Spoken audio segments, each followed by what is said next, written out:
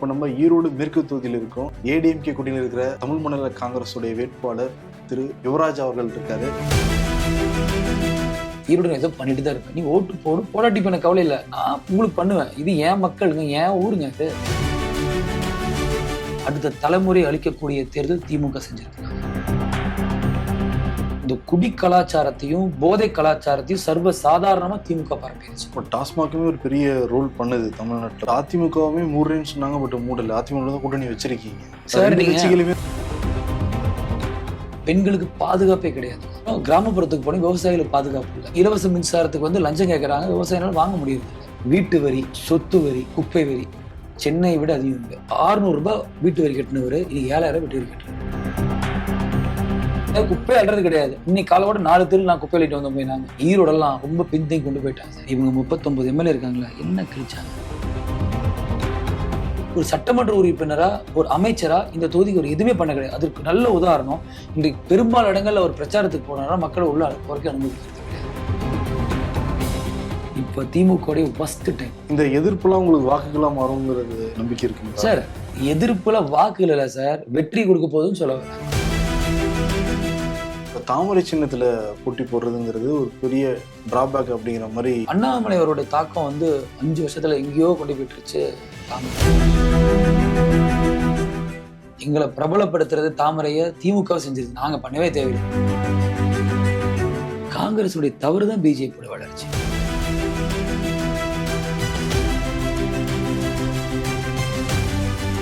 Welcome to imperfect show on road Biden election express 2026. இப்போ நம்ம ஈரோடு மேற்கு தொகுதியில் இருக்கோம். ஈரோடு மேற்கில் 4 முனை போட்டின்னு சொல்கிறாங்க. களம் வந்து இப்போ யாருக்கு சாதகங்கிறத மக்களே வந்து பேச ஆரம்பிச்சிருக்காங்க. இப்போ நம்ம கூட ஏடிஎம்கே கூட்டணியில் இருக்கிற தமிழ் மாநில காங்கிரஸுடைய வேட்பாளர் திரு யுவராஜ் அவர்கள் இருக்காரு. வணக்கம் சார். வணக்கம் சார், நல்லா இருக்கீங்களா? நல்லா இருக்கேன், நீங்கள் நல்லா இருக்கீங்களா? Super sir, fine. உங்களுடைய 18 வயசுலேருந்து நீங்கள் அரசியல் பணிகளில் பொது பணிகள் ஈடுபட்டுக்கிட்டு இருக்கீங்க. தொடர்ந்து நாங்கள்லாம் பார்த்துட்டு தான் இருக்கோம். உங்களுக்கு நிறைய கட்சியிலேருந்து வாய்ப்பு வந்திருக்கும். திமுக இருக்கட்டும், அதிமுகவா இருக்கட்டும், ஏன் இப்போ புதுசாக ஆரம்பிச்ச டிவிக்கு கூட இருக்கட்டும். ஆனால் அதெல்லாம் வேணாம், தமிழ் காங்கிரஸ் தான் வேணும்னு இருக்கிறதுக்கான காரணம் என்ன? எலெக்ஷன் பற்றி பேசுறதுக்கு முன்னாடி இதை பற்றி இல்லை, பொதுவாகவே எங்கள் குடும்பம் காங்கிரஸ் குடும்பம் தாங்க. பெருந்தலைவர் காமராஜரோட, அன்னை இந்திரா காந்தி, ராஜீவ் காந்தி, மூப்பனர் ஐயா அப்படி இருந்து பழகினங்காட்டிங்க அதே வழியில் வரக்கூடிய திரு வாசன் தலைவர் கூட அதே வழியில் பின்பற்றிட்டு வரோம். எங்களை பொறுத்தவரையிலும் அரசியலில் போய் ஒரு பெரிய கட்சியில் இருந்து தான் நம்ம சேவை செய்யும் நோக்கம் கிடையாது.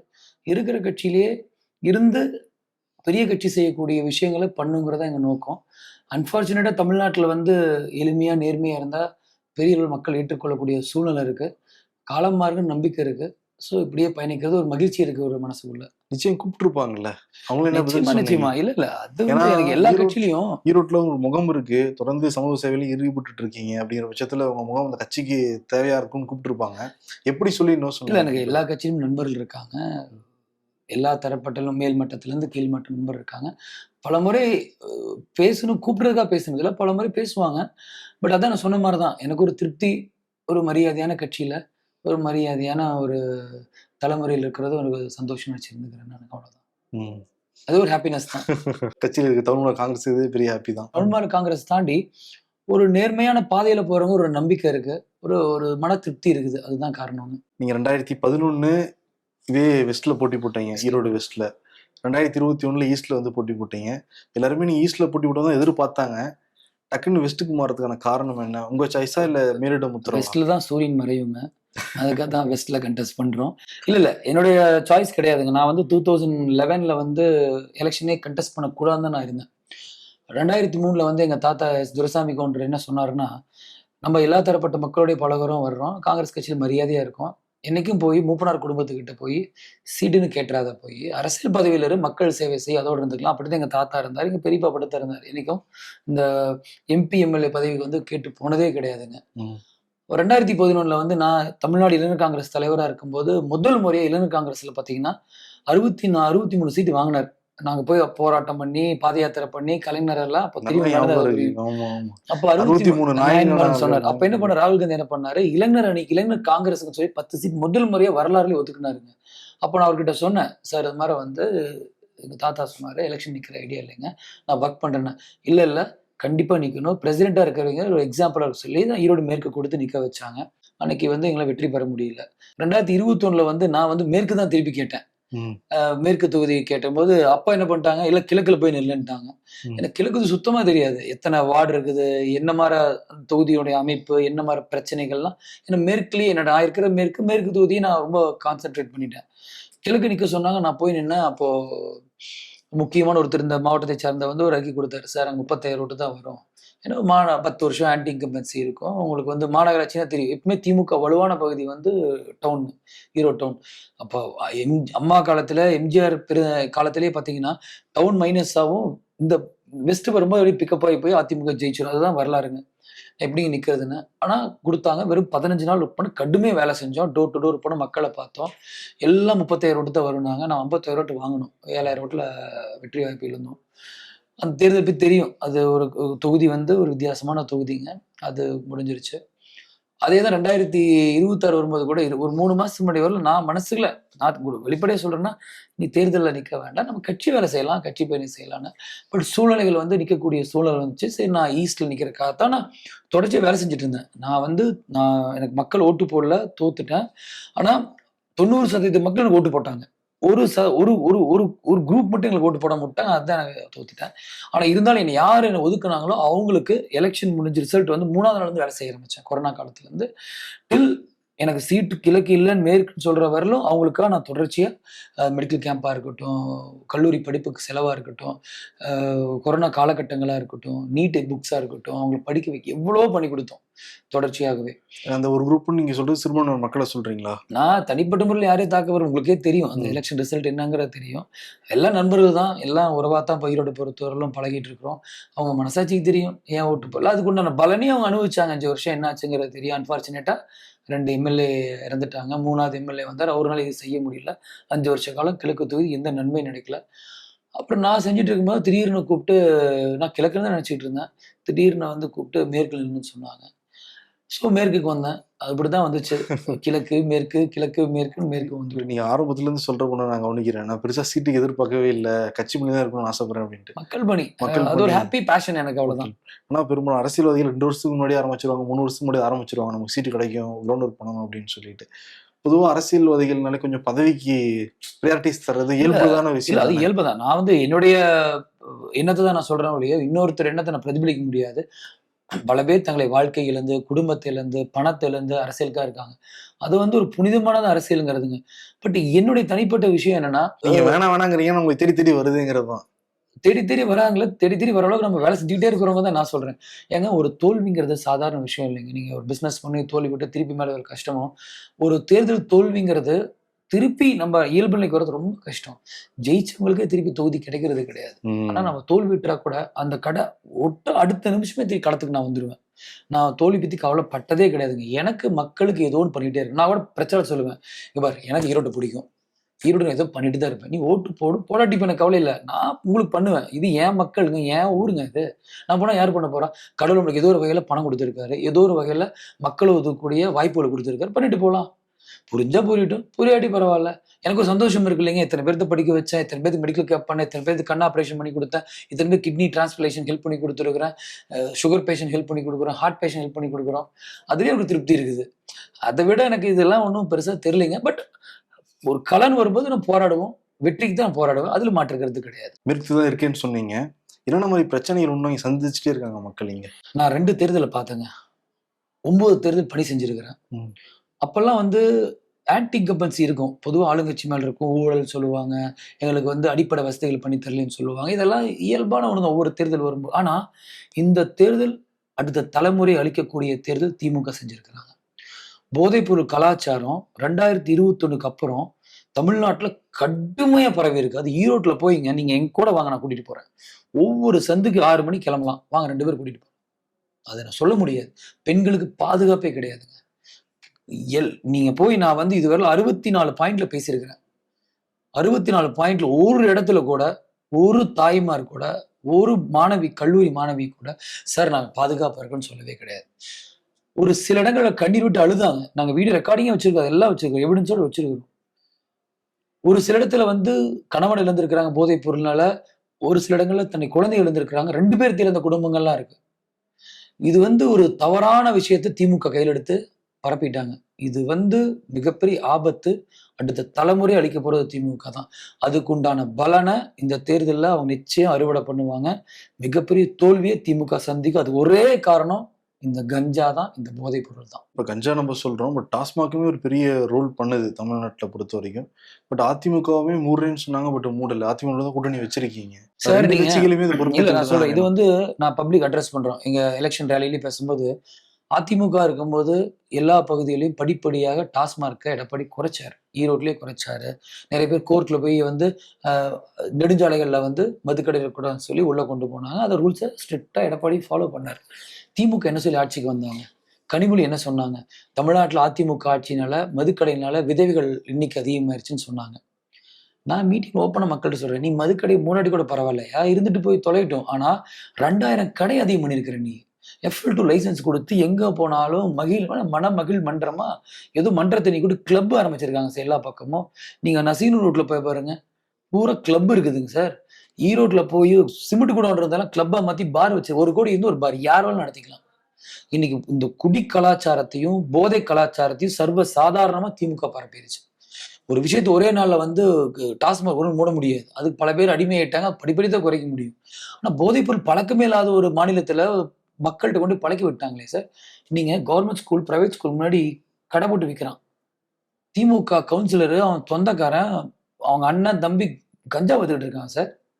பொதுமக்கள் பயந்துக்கிறாங்க. பெண்கள் நடந்து போற பகுதியில பார்த்தீங்கன்னா, ரோட்ல நிறுத்தி கஞ்சா அடிச்சுக்கிட்டு வந்துருக்கிறான். இதுக்கு திமுக ஆதரவு எப்படி சார் பண்ண முடியும்? கல்லூரியில கிடைக்குது. கல்லூரி பக்கத்துல கிடைக்குது. இல்லன்னு வாங்க. நான் கூட்டிட்டு போறதுக்கு வாங்க. எங்க கூட பிரச்சாரத்துக்கு வாங்க. மக்களை சந்திக்கலாம் வாங்க. இந்த தேர்தல விடுங்க, ஓட்ட விடுங்க, எல்லாம் விடுங்க. இந்த தலைமுறையை காப்பாத்தணும் சார். அதுதான் முக்கியம். இந்த தலைமுறையில நம்ம யாருக்கா பாடுபட போறோம்? நான் அதான் மக்களை பார்த்து கேட்கிறேன். ஏம்மா நீ காலையில எந்திரிச்சு வேர்வை, வெயில்லயும், மழையிலயும் ஓடி கஷ்டப்படுற. எதுக்காக கஷ்டப்படுற? உன் தலைமுறை காப்பாத்தானே கஷ்டப்படுற. அந்த தலைமுறையை அழிச்சுக்கிட்டு இருக்கான் திமுக காரன். ம். அதுக்கு நீ திருப்பி திமுகக்குலாம் வாய்ப்பு கொடுத்தா முடிஞ்சு போச்சு. உன் கண்ணுபடி உன் பேரன், பேத்தி ஒருத்தன் இருக்க மாட்டான். அது மக்கள் நிச்சயமா அந்த ஒரு தாக்கம் பயங்கரமா இருக்கு சார். இது திமுக மிகப்பெரிய சரிவுங்கிறத அழிவு சந்திக்க போகுது. நிச்சயம். போதையே பெரிய பிரச்சனையா சொல்றீங்க ஈரோடு மேற்குல. இல்ல சார், அதை தாண்டி நிறைய இருக்கு. அதான் நீங்க அதை தாண்டி கேக்குறேன். சார், நீங்க இது மந்திரியோட தொகுதி இது. ம்.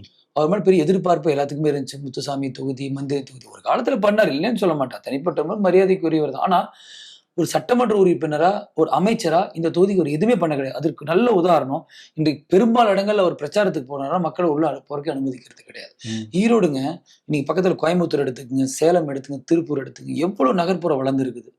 எவ்வளவு அழகா மேம்பாலங்கள், சாலை வசதி. எடப்பாடி அவர் இருக்கும்போதுங்க, இங்க திண்டல்ல இருந்து பாத்தீங்கன்னா, உங்க காளிங்கராயன் தங்கும் விடுதின்னு இருக்கு.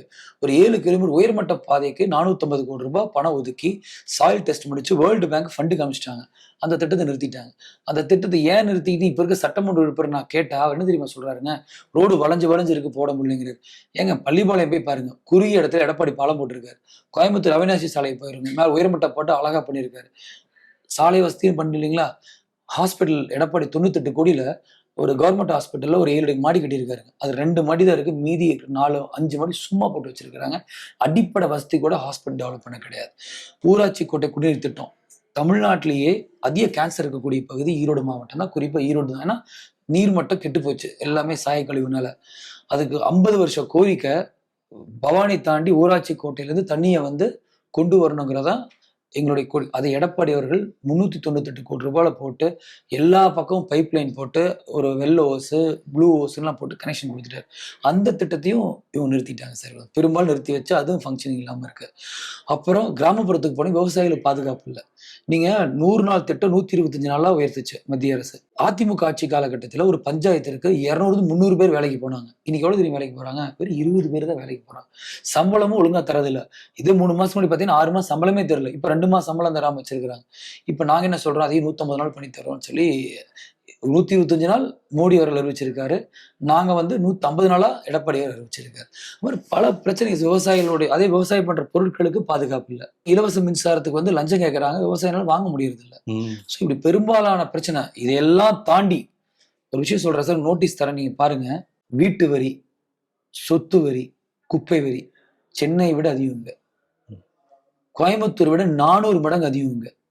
400 மடங்கு. ஒரு எதனால? ஸ்கொயர் ஃபீட்டுக்கு மாநகராட்சினாலயா? மாநகராட்சினால சார். கோயம்புத்தூர் மாநகராட்சி, அங்க ஏர்போர்ட் இருக்கு, ஃப்ளைஓவர் இருக்கு, நல்ல ஹாஸ்பிட்டல் இருக்கு, நல்ல கவர்மெண்ட் ஸ்கூல் இருக்கு, நல்ல சாலை வசதி இருக்கு. எல்லாமே இருக்கக்கூடிய பகுதியில வந்து விட இங்க வந்து 4 மடங்கு அதிகம், 400 மடங்கு அதிகம், திருச்சியை விட அதிகம், சேலத்தை விட அதிகம். அதெல்லாம் நான் பேம்ப்ளெட்டே போட்டிருக்கிறேன், காமிக்கிறேன். ம். ABC சொல்லி ஜோன் போட்டு வச்சிருக்கிறாங்க. அது என்ன கொடுமைன்னா வருஷம் அதுல 6% ஏறிட்டே போகுமாமா. ஒருத்தர் ஒரு வருஷத்திற்கு 600 ரூபாய் வீட்டு வரி கட்டினவரு இன்னைக்கு 7000 வீட்டு வரி கட்டுறாரு. எப்படி கட்ட முடியும்? ஒரு தொழில் பண்றவங்க, வாடகை கொடுறவங்க, ஒரு வருஷத்து வாடகையே அவங்களுக்கு வந்து 3 லட்சம் தான் வரும் ஒரு பில்டிங்ல இருந்து. அவங்களுக்கு 7 லட்சம் ரூபா வரி போட்டுருக்காங்க சார். கட்ட பஞ்சாயத்து மாதிரி வசூல் பண்ணாங்க சார். இதுல வேற பெருமை, நாங்க வந்து இருந்து சிறந்த மாநகராட்சியில் 5 கோடி ரூபாய் நாங்க வந்து ரிசர்வ் ஃபண்ட் வச்சிருக்கோம். மக்கள் அடிச்சு புடுங்கி குப்பைக்கு வரி சார். குப்பை அள்ளுறாங்க பாட்டுவாங்க, குப்பை போடுறது இதே கிடையாது, குப்பை அள்ளுறது கிடையாது. இன்னைக்கு காலோட 4 தெரு நான் குப்பை அள்ளிட்டு வந்தோம் போய். நாங்க குப்பை அள்ளுறது கிடையாது சார். போய் இவங்க குப்பைக்கு வரி. ஒன்னே ஒண்ணு சார், மூச்சு விடுறதுக்கு மட்டும் வரி போடாம இருக்காங்க திமுக. மீண்டும் ஆட்சிக்கு வந்துட்டாங்கன்னா அந்த மூச்சுக்கும் வரியை போட்டு, நீ 100 முறை மூச்சு இழுத்து விட்டியா, அதுக்கு 10 ரூபா பணம் கொடுன்னு கேட்பாங்க சார். சார் ஈரோடெல்லாம் ரொம்ப பின்தங்கி கொண்டு போயிட்டாங்க சார். எந்த மக்களும் சந்தோஷமா இல்லை. இந்த கருத்து கணிப்பு, அந்த கணிப்பு, இந்த கணிப்பு எல்லாம் ரிசல்ட் வரும்போது தெரியும் பாருங்க. இந்த கணிப்பு எல்லாம் டீ கடையில் கேட்கிற கருத்து கணிப்புலாம் இல்லை. எல்லாம் பயந்துக்கிறான். திமுக எதிர்ப்பா சொல்ற மக்கள் மனசுல இருக்கு சார். வச்சு குத்துவாங்க பாருங்க. 23ஆம் தேதி வரும், பொறுத்திருந்து பாருங்க. சரி சார், இந்த எதிர்ப்புலாம் உங்களுக்கு வாக்குகளா மாறுங்கிறது நம்பிக்கை இருக்குங்களா சார்? எதிர்ப்புல வாக்குகள் இல்ல சார், வெற்றி கொடுக்க போகுதுன்னு சொல்ல வரேன். வாக்குகள் விடுங்க, வாக்கு அரசியலை தாண்டி இது வந்து மக்களுக்காக யாரு குரல் கொடுக்குறாங்களோ அவங்களுக்கு வெற்றி தேடி தரும். மக்களுக்காக நாங்க எங்க கூட்டணி குரல் கொடுக்குறோம், அது எங்களுக்கு வெற்றி தரும் நம்புறோம் சார். இந்த கூட அமைச்சரா இருக்காரு, எல்லா பக்கமும் தெரியும் என்ன பண்ணுவாங்க அப்படின்னு சொல்லிட்டு இறுதி நேர யுக்தின்னு ஒண்ணு வந்து கையாளுவாங்க. அதை எப்படி நீங்க முறியடிக்க போறீங்க? அதெல்லாம் தடுக்க முடியும் சார்? திருமங்கலம் எலெக்ஷன் முடிஞ்சதுக்கு அப்புறம் திருமங்கல ஃபார்முலாவே ஒன்று இருந்துச்சு. 2011 நிற்கும் போது அந்த ஃபார்முலா எல்லா பகுதியிலும் கொண்டு வந்தாங்க சார். பணம் கொடுக்கறதுனால ஒரு வெற்றி தீர்மானம் இருக்கு. என்னோட அனுபவத்துல சொல்றேன், என்னோட அனுபவம் நான் வெளிப்படையா சொல்ல விரும்பல. ஒரு பணம் கொடுக்கறதுனால ஒரு வெற்றி தீர்மானிக்கப்படுறது கிடையாது, குறிப்பு இந்த தேர்தலில். இந்த தலைமுறை வந்து ஃபெசிலிட்டி எதிர்பார்க்குறாங்க பணத்தை தாண்டி. அடிப்படை எங்க ஊர்ல ஒரு தாழ்த்தப்பட்ட பகுதி மக்கள் வசிக்கக்கூடிய பார்த்தா டாய்லெட் கூட இந்த தொகுதியில கிடையாது. 90% காலனியில மக்கள், ஏழை எளிய மக்கள் காமன் டாய்லெட்டே கிடையாதுங்க. காட்டுக்குள்ள டாய்லெட் போயிட்டு வந்துட்டு இருக்கிறாங்க. கர்ப்பிணி பொண்ணு எப்படி போகும்? ஒரு வயசுக்கு வந்த பொண்ணு எப்படி போகும்? இன்னைக்கு ஒரு பொண்ணு டைலரிங் வேலைக்கு போனா ஒரு நாளைக்கு 500 ரூபாய் சம்பாதிக்குது. ஒரு பையன் எலக்ட்ரிஷியன் வேலைக்கு போனா 1500 சம்பாதிக்கலாம். பிளம்பர் 1000 ரூபாய் சம்பாதிக்கிறான். மேசன் 1000 ரூபாய் சம்பாதிக்கிறான். இன்னைக்கு அந்த 1000 ரூபாங்கிறது பெரிய விஷயமே இல்லை. இன்னைக்கு மக்கள் எல்லாருமே போதைப் பொருள் வேண்டாம், எங்களுக்கு அடிப்படை வசதிகள் பண்ணி கொடுங்க, நீங்க கொடுக்குற பணமே வேண்டாம், எங்களுக்கு கல்வியை கொடுன்னு கேட்குறாங்க. அதனால சார் அவங்க 1000, 2000, 5000 மக்களுக்கு தெரியும். இதெல்லாம் போதையை வித்து சம்பாரிச்ச பணம், டாஸ்மார்க்ல அடிச்ச பணம், பல லட்சம் கோடி வச்சிருக்காங்க தெரியும் சார். இந்த தேர்தலில் பணத்தை வச்சு ஓட்டுகள் வாங்க முடியாது. அது உதாரணம் சொல்லட்டுமா சார்? 2024 இதே சட்டமன்ற தொகுதியில பார்லிமெண்ட் எலெக்ஷன்ல சட்டமன்றத்துல நாங்க சைக்கிள் சின்னம் நின்னோம். 5 பைசா யாரும் காசு கொடுக்கல சார். நாங்க 19,000 ஓட்டு வாங்கணும். சைக்கிள் சின்னத்துக்கு புது சின்னம். அதே இதுல அதிமுக வேலை செஞ்சாங்க. பிரதமர் வேட்பாளர் கிடையாது, முகம் தெரியாத ஒரு வேட்பாளர் நின்னாருங்க. 1 ரூபாய் ஓட்டுக்கு பணம் தர கிடையாது. 47 ஓட்டு வாங்கினார். எந்த காசுமே கொடுக்காம இந்த தொகுதி மக்கள் 65,000 பேர் ஓட்டு போட்டிருக்காங்க. 2024 திமுக பீக் டைம். சரிங்களா சார்? இப்போ திமுக வர்ஸ்ட் டைம். திமுக பெஸ்ட் டைம் எழுதுறீங்களா? ஒன்லி பத்திரிகை, டிவி, வாட்ஸ்அப், இன்ஸ்டாகிராம்ல வெறும் லேபிள் போட்டு வண்டி ஓடிட்டு இருக்குது. நான் தானே சிறந்த முதலமைச்சர், இதுல கஞ்சா விற்கிறது இல்லையா? நான் தானே சிறந்த நம்பர் 1, இதுல பெண்கள் பாதுகாப்பு இல்லாதது இல்லையா? நீங்க பொறுத்திருந்து பாருங்க, மக்கள் நல்லா இருக்கிறாங்க. இன்னைக்கு இந்த ஆட்சி வரக்கூடாதுன்னு. ஓகே, இன்னொரு பக்கம் என்னன்னா சார், தமிழ் மாநில காங்கிரஸ் ஏடிஎம்கே ரெட்டலை சின்னத்துல போட்டி போட்டிருக்கீங்க. இப்போ தாமரை சின்னத்துல போட்டி போடுறதுங்கிறது ஒரு பெரிய டிராபேக் அப்படிங்கிற மாதிரி அவங்க சொல்றாங்க. திமுக காரங்களே சொல்றாங்க தாமரைக்கு ஓட்டு போட மாட்டாங்க அப்படின்னு சொல்லிட்டு. அது எப்படி பாக்குறீங்க சார்? மொடக்குறிச்சி 2021 முன்னாடி 2021 பாத்தீங்கன்னா தாமரை வந்து பெரிய ஃபேமஸ் இல்லை. அண்ணாமலை அவருடைய தாக்கம் வந்து 5 வருஷத்துல எங்கேயோ கொண்டு போயிட்டுருச்சு தாமரையை, பாஜகவை, இளைஞர்கள் மத்தியில, கிராமப்புற மத்தியில. அதெல்லாம் 2021 அப்புறம் தான். 2021 மொடக்குறிச்சிங்கிறது ஒரு கிராம பகுதி. அங்கேயே பாஜக தாமரை ஜெயிச்சு வந்திருக்குது. இது 2 ஒரே தொகுதி தான். ஆல்மோஸ்ட் பாதி தொகுதி பார்த்தீங்கன்னா 2 ஒட்டியே தான் இருக்கும். ஒன்றும் எங்களோட பிரச்சனை இல்லை. இப்போ அண்ணாமலை அவருடைய வரவு, அவருடைய இளைஞர்கள் போன விதம், கிராமப்புறத்து கட்சியை கொண்டு போனதெல்லாம் எங்களுக்கு எந்த சிரமம் கிடையாது. திமுகவுக்கு ஏதோ ஒன்று குறை சொல்லணும் சார். முதல்ல அவங்க சிம்பிளை வச்சுட்டு அவங்க வேலையை பார்க்க சொல்லுங்க சார். நாங்க எங்க கூட்டணி காலங்காலமா இங்க உதவி செய்யணுங்கிற டெல்லிக்கு தான் போட்டாங்க, தாமரைக்கெல்லாம் போட்டது கிடையாது, எடுபடாது அப்படின்லாம் சொல்றாங்களே. தாமரை சின்ன போய் சேர்க்க முடிஞ்சிருச்சா? சேர்த்துட்டீங்களா சார்? ஏனி சின்ன ஜெயிக்கலையா? தீப்பெட்டி சின்ன ஜெயிக்கலையா சார்? சின்னமெல்லாம் இல்லை சார். இன்னைக்கு இருக்கிற டெக்னாலஜியில ஒரு விஷயத்தை இம்மீடியட்டா வாட்ஸ்அப்ல போட்டீங்கன்னா பல பேர்த்துக்கு போகுது. நமக்கு இருக்கிற ரேடியோ இருக்குது, அதுல விளம்பரப்படுத்துறோம். டிரான்ஸ்போர்ட் வெஹிக்கிள்ஸ் இருக்குது, எல்இடி வண்டி இருக்குது, நாங்க டோர் கேன்வாஸ் பண்றோம், நாங்க பிரச்சாரம் ஓட்டு கேட்டு போறோம்.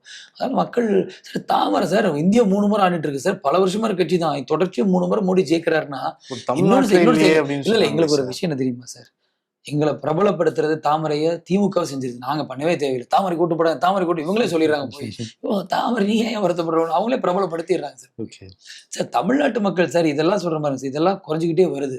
2010 எத்தனை சவுட்ல திமுக ஜெயிச்சாங்க. 2024 மட்டும் அதிமுகவும் பாஜக ஒன்னா இருந்தா நீங்க திமுக போயிருந்திருக்கும். அன்னைக்கு சேர முடியும் சூழலை சேரல. இப்போ ஒண்ணு சேர்ந்தாச்சு. ரொம்ப நல்லா இருக்கும் பாருங்க நீங்க. ஓகே. இன்னொன்னு என்னன்னா சார், இப்போ 2026 வந்திருக்கோம். நம்ம இதே 96ல பாக்குறப்ப கிங் மேக்கரா இருந்த கட்சி தான் தமிழ் மாநில காங்கிரஸ். அவங்க யார் கை காமிக்கிறாங்களோ அவங்க ஆட்சிக்கு வர சூழல் எல்லாமே வந்து இருந்துச்சு. பட் இப்போ காலப்போக்குள்ள ரொம்ப சுருங்கி போய் ஒரு 5 சீட்டு தான் நிக்கிற அளவுக்கு ஆயிருச்சுங்கிற மாதிரி விமர்சனம் இருக்கு. அதை நீங்க எப்படி பாக்குறீங்க? என்னைக்குமே ஒரு கட்சிக்கு வந்து பாத்தீங்கன்னா ஒரு வளர்ச்சி இருக்கும், சில நேரங்களில் வீழ்ச்சிகள் இருக்க தான் செய்யும். எம்ஜிஆருடைய அவருடைய வருகைக்கு பிறகு முதலமைச்சரான பிறகு திமுக பல வருஷம் 3 தேர்தலில் வெற்றியை பெற முடிய கிடையாது. அவ்வளோதான் திமுகன்னு சொல்லி முடிவு எழுதப்போ திருப்பி ஒரு வாய்ப்பில் அவங்க வந்து ஆட்சியை மூப்பனர் ஐயாவும் ரஜினிகாந்த் அவர்களும் மறுவாழ்வு கொடுத்தாங்க 96ல். மோடி இன்னைக்கு வரலும் களத்தில் இருந்துட்டு இருக்காங்க. இப்போ ஆட்சி ஆளுங்கட்சியாக இருக்கிறாங்க. அரசியல் கட்சிக்கு வந்து என்றைக்குமே முடிவுரே கிடையாதுங்க சார். காலங்கள், சூழ்நிலைகள், பணபலம், அதிகார பலம் எல்லாமே இருக்குல்ல சார். அரசியல் கட்சிக்கு வந்து வெறும் நல்ல தலைவராக இருந்தால் மட்டும் போதாது, நல்ல தொண்டர்களாக மட்டும் இருந்தால் போதாது. விட்டமின் எம் எல்லாம் தேவைப்படுது சார். அதெல்லாம் எங்கிட்ட இல்லை. அதனால நான் கொஞ்சம் தொய்வாக இருக்கிறோம் சார். பட் தொய்வாக இருக்கிறதுக்காக வந்து மக்கள் கிட்ட வந்து நம்பிக்கை இழந்தவங்க நாங்கள் இல்லை. கொஞ்சம் தொகுதியாக இருந்தாலும் மக்கள்கிட்ட போய் நீ போராடக்கூடிய அளவு வலு இருக்கு, வெற்றி பெறக்கூடிய சக்தி எங்கிட்ட இருக்கு சார். பிஜேபி கூட ஜாயின் பண்ணதுனால மூப்பனர் ஆன்மாவே மன்னிக்காது அப்படின்னு விமர்சனம் வச்சாங்க. அது எப்படி பாக்குறீங்க சார்? அந்த காலகட்டத்திற்கு அன்னைக்கு அவர் எடுத்த முடிவு அன்னைக்கு அவர் சரின்னு இருந்துச்சு. இன்னைக்கு இருக்க காலகட்டத்திற்கு காங்கிரஸ் வலுவா இல்லை சார். காங்கிரஸ் இன்னைக்கு பிஜேபியோட வளர்ச்சிங்கிறது எப்படின்னா சார், காங்கிரஸுடைய தவறு தான் பிஜேபியோட வளர்ச்சி. காங்கிரஸ் செய்ய வேண்டியதை செய்யல, பிஜேபி நாட்டு மக்களுக்கு நல்லது செய்யறாங்க. இன்னைக்கு நாட்டுக்கு என்ன தேவை, மக்களுக்கு என்ன தேவைன்னு பார்த்து செய்யறாங்க. அதனாலதான் பிரதமர் மோடி 3 முறை ஜெயிச்சுட்டு வர்றாரு. இந்த மாதிரி தமிழகத்திலையும் அவங்க நிச்சயமாக ஈரோடு மேற்கா இருக்கட்டும், முடக்குறிச்சியா இருக்கட்டும், வானதி அக்காவா இருக்கட்டும், முருகனா இருக்கட்டும், எங்க பகுதியை சொல்றேன் நான், திருப்பூர் தெற்கா இருக்கட்டும், நிச்சயமாக நாங்கள் வெற்றி பெற்று வருவோம். இங்க மொத்தம் 8 சட்டமன்ற தொகுதி இருக்கு ஈரோடு மாவட்டத்துல. எத்தனை ஜெயிக்க முடியும் என்டிஏ அலையன்ஸ்னால? சார் கடந்த முறை நாங்கள் தோல்வி விடுறது பார்த்தீங்கன்னா கொஞ்சம் தான். ஈரோடு கிழக்கு எப்படி தோத்தீங்கன்னு தெரியும். ஒரு இந்த சிஏ சட்டங்கள்லாம் வந்துகிட்ட ஒரு பாதிப்பு இருந்துச்சு. இப்பயுமே டீலிமிட்டேஷன் வந்துருச்சு. டீலிமிட்டேஷன்லாம் சார் இந்த களத்தில் எடுபடாதுங்க சார். உங்களுக்கு நீங்கள் டீலிமிட்டேஷனுங்கிறது சார் காலங்கள் நடந்தால் எந்த பாதிப்பு வராதுன்னு சொல்லிட்டாங்களே சார். மகளிருக்கு 20 கொடுக்குறாங்க, என்ன பண்ணுவீங்க அப்புறம்? அதே ஸ்டாலின் ஒரு இதுக்கு தயாராகிட்டாரா? கனிமொழி அவர்கள் மேல இருக்க வெறுப்பையும் வஞ்சகத்தையும் கொட்டுறக்கு வந்து இது ஏன் காமிக்கிறது இல்லை போய்? நாளைக்கு இந்த இதுல வந்து பெண்கள் அதிகம் பண்ணிட்டா முதலமைச்சர் கூட ஒரு காலத்துல இந்த முறை ஆக முடியாது. இப்போ முதலமைச்சர் பயந்துக்கலாம்ல, ஸ்டாலின் அவர்கள் பையனை போட்டியை வந்துடுவாங்க கனிமொழி அவங்கள. இல்ல நம்பர்ஸா பாக்குறப்ப கூட இப்ப சவுத் இந்தியா இல்லாம கூட எந்த விதமான சட்டத்தையும் அவங்க பாஸ் பண்ண முடியுங்கிற மாதிரில இருக்கு அந்த நம்பர்ஸ் பாக்குறப்பவே. நான் பொதுவா வந்து பாக்குறப்ப ஏங்க நீங்க காலத்து வந்த மாதிரி நாடாளுமன்றங்கள் கூடித்தான் ஆகணும், உறுப்பினர்கள் அதிகப்படுத்தி தான் ஆகணும். தமிழ்நாட்டுக்கு 2 சேர்த்து கொடுங்கன்னு கேட்குற தப்பு இல்லை. இன்னொரு மாநிலத்துக்கு நீங்கள் எப்படி சேர்த்தவும் கூடாதுன்னு சொல்ல முடியாது. நம்முடைய பாப்புலேஷன் எல்லாத்துக்கும் ஒரு ஸ்ட்ராட்டஜி வச்சுருக்காங்களா சார், ஒரு அளவுகோல் இருக்குது எல்லாத்துக்குமே சார். இப்போ இவங்க 39 எம்எல்ஏ இருக்காங்களா, என்ன கிழிச்சாங்க சொல்லுங்கள்? ஏதோ ஒரு உருப்படி நீட் எக்ஸாம் ரத்து பண்ணாங்களா? தமிழ்நாட்டுக்கு எடப்பாடி இருக்கும்போது 13 மருத்துவக் கல்லூரி கொண்டு வந்தார். எத்தனையோ இப்போ பாதுகாப்பு மண்டலமாக தஞ்சாவூர் அறிவிச்சார். இவங்க 39 பேர் என்ன பண்ணாங்க? இந்த நம்பர்ஸ் வச்சு என்ன பண்ணாங்க சொல்லுங்கள் சார்? 4 பேர் இருந்தாலும் நல்லது பண்ண நினச்சா பண்ணலாம். இவங்க 40 பேர் வச்சுக்கிட்டு ஒன்றும் பண்ணுறதில்ல சார். இவங்க சும்மா சார் இந்த டிவியில் பேசுறது, உணர்ச்சிகளை தூண்டி விடுறது, ஐயோ அம்மான்னு கத்துறது, இதெல்லாம் மக்கள் போதும் வெறுத்துட்டாங்க சார். இன்னைக்கு மக்களை தங்களை தாங்களே பாதுகாக்க முடியலன்னு வருத்தத்தில் இருக்கிறான் எல்லாரும். தான் குழந்தைய பாதுகாக்க முடியல, பிள்ளைய பாதுகாக்க இருக்குமா? அப்படி இருக்கும்போது டீலிமிட்டேஷனு, இந்த சட்டம், இந்தி தெரியாதெல்லாம் என்ன, அதெல்லாம் சும்மா சார். நம்மள மாதிரி பத்திரிகையாளருக்கு வந்து எங்களை கேள்வி கேட்கலாம், நாங்கள் பதில் சொல்லலாம் சார். அடிப்படை மக்களுக்கு 1008 பிரச்சனை வாழ்ந்துட்டு இருக்காங்க சார். அவனுக்கு யார் எம்பி எம்எல்ஏ என்ன, அவனுக்கு அடிப்படை வசதி பண்ணி கொடுக்கணும்னு எதிர்பார்க்குறாங்க சார். ஓகே. என்ன மாதிரி சார் ஸ்ட்ராட்டஜி வச்சிருக்கீங்க நீங்க? எடப்பாடி, மோடி, அண்ணாமலை நெறைய பேர்லாம் கூட டிஸ்கஸ் பண்ணியிருக்கலாம் நீங்க. என்ன மாதிரி ஸ்ட்ராட்டஜி சார் உங்ககிட்ட சொல்லியிருக்காங்க? ஏதாவது சொல்லியிருக்காங்களா? ஒரு தொகுதி ஒரு ஒண்ணுமே மாரி யாருமே சொன்னாங்களா அத? மக்கள போய் பாருங்க. வீடு வீடா பாருங்க. உண்மைய சொல்லுங்க. நம்ம செஞ்ச திட்டங்கள் எவ்வளோ அழகான திட்டம். தாலிக்கு தங்கம், மாணவர்கள் லேப்டாப்பு, அப்பவே சைக்கிள், அப்பவே மாணவர்கள் பஸ் பாஸு, அம்மா உணவகம்.